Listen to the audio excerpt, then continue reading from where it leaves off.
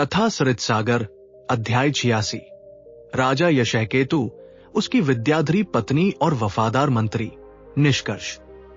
राजा यशकेतु ने अपने हृदय में भय की एक ठंडी लहर महसूस की जब मृगांकवती ने यह बताया कि उसके लंबे श्राप का अब अंत हो गया है।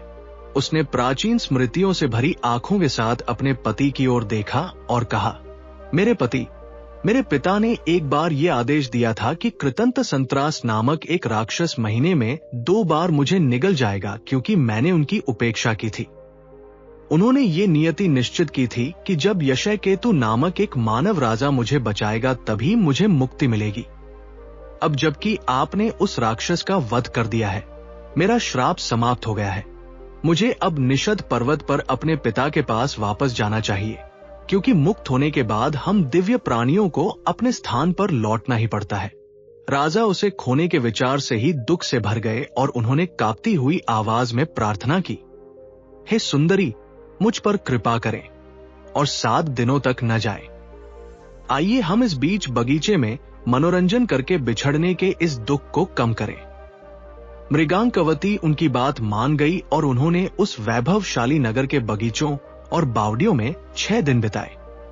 बावड़ियों के कमलों में आंसुओं से भरी आंखें दिखाई देती थी और उनकी लहरें उसे रुकने की करुण पुकार में हाथों की तरह हिल रही थी।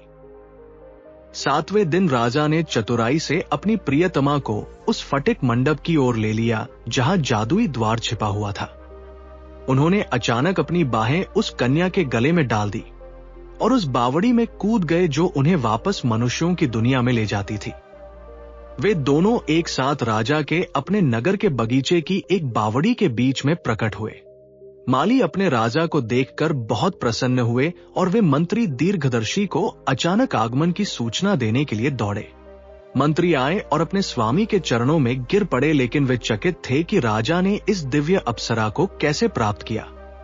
उन्होंने मन ही मन सोचा कि विधाता ने किसी मनुष्य के भाग्य में जो कुछ भी लिखा है, वह चाहे कितना भी असंभव क्यों न लगे, उसे होकर ही रहना है। नागरिकों ने रानी की सुंदरता पर विस्मय और बड़े हर्ष के साथ शाही जोड़े को महल तक पहुंचाया। जब 7 दिन पूरे हो गए तो मृगांकवती ने विद्याधरों के घर वापस उड़ने का प्रयास किया, लेकिन उसकी जादुई शक्ति प्रकट नहीं हुई। उसने स्वयं को किसी लूटे हुए खजाने की तरह महसूस किया और जब उसे अनुभव हुआ कि उसका विज्ञान उसे छोड़ चुका है तो वो गहरे दुख में डूब गई।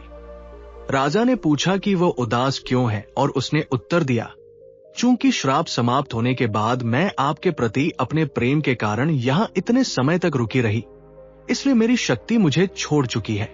मैंने अपने दिव्य घर लौटने की क्षमता खो दी है। राजा ये जानकर अत्यंत प्रसन्न हुए कि वह अब हमेशा के लिए उनकी हो गई है। हालांकि जब मंत्री दीर्घदर्शी ने इस पूर्ण सफलता को देखा तो वे घर गए और उसी रात दुख भरे हृदय के साथ उनके प्राण निकल गए। राजा यशकेतु ने अपने वफादार सेवक के लिए विलाप किया और फिर मृगांकवती को अपनी रानी बनाकर अकेले ही अपने साम्राज्य पर शासन किया। वेताल रुका और उसने राजा त्रिविक्रमसेन से पूछा, हे राजा, मुझे बताओ कि उस महान मंत्री का हृदय अचानक क्यों फट गया जब उसका स्वामी पूरी तरह सफल हो गया था? क्या वो इसलिए दुखी था क्योंकि वह स्वयं उस अप्सरा को प्राप्त नहीं कर सका, या वह राजसी शक्ति की लालसा रखता था? यदि तुम सत्य जानते हुए भी नहीं बताओगे तो तुम्हारा सिर टुकड़ों में बिखर जाएगा।